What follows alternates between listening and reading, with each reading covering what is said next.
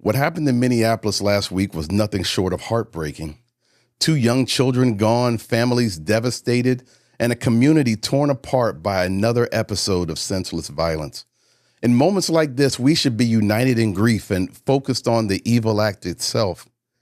Yet almost before the facts are even clear, the predictable response rises from the media, from politicians, from gun control groups, and from many in the public who oppose firearms. It's the guns. There are too many guns. That's the problem.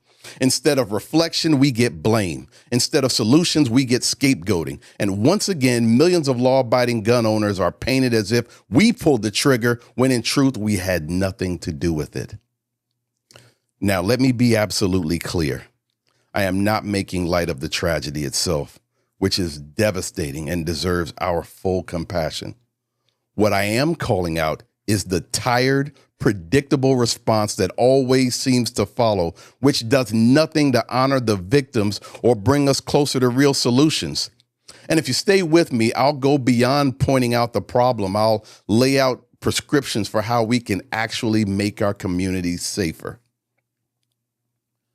Every time there's a tragedy, the media, politicians, and far too much of the public turn their anger on us, law-abiding gun owners. They call us reckless, dangerous, even vigilantes. But the truth is, we arm ourselves and we train so that we can protect ourselves, our families, and our communities. We aren't the problem. And I'm tired of being looked at that way, especially when so many of us spend countless hours and a great deal of our own money on training to make sure we stay disciplined, responsible, and part of the solution. But we must face an uncomfortable truth. So many mass shooters choose so-called gun-free zones. Why? Because they know they can fire more shots, hurt more people, and face little resistance before help arrives. Add to the fact that our schools are poorly protected, when they're protected at all, and you see why these killers strike where the innocent are most vulnerable. And can we take a moment to ask ourselves about the supposed virtue of a gun-free zone if that label only applies to law-abiding citizens? Do we really think a sign on a wall protects anyone? Are we truly that naive? The only people it disarms are the ones who follow the rules, never the ones intent on breaking them. Yet instead of reassessing the vulnerability of gun-free zones, gun control advocates recycle the same talking points. Magazine sizes, the scariness of AR-15s, the raw number of firearms in America, and the influence of the NRA, an organization whose actual level of support within the 2A community is questionable at best.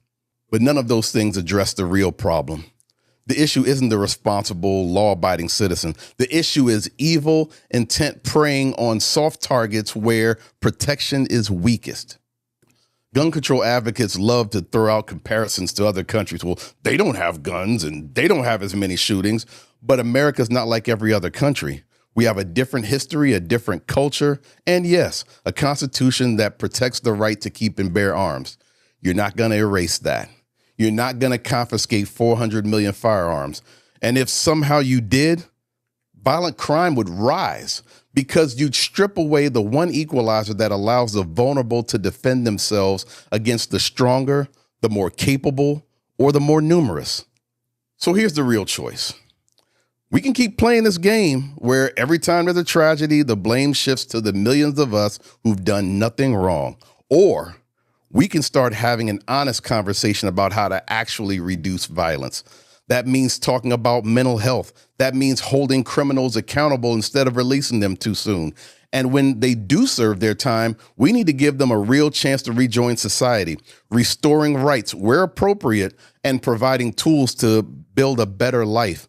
If we only brand them as criminals forever, we drive them right back into the same cycle we say we want to end.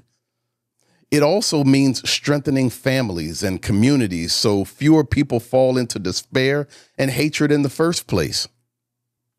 And especially means confronting the crisis we're facing with our young men.